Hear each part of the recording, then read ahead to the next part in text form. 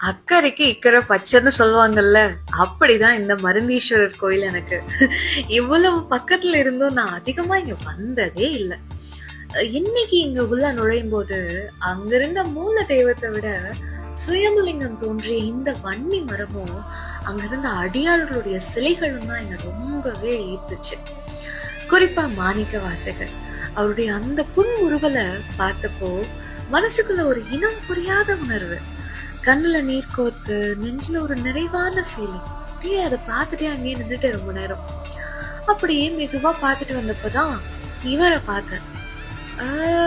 பார்க்க ஒரு சீனரி போல இருக்கார்ல, என்ன இது அப்படின்னு பார்த்தப்பதான் ஒரு சுவாரஸ்யமான சித்தர் வரலாறு கிடைச்சிச்சு.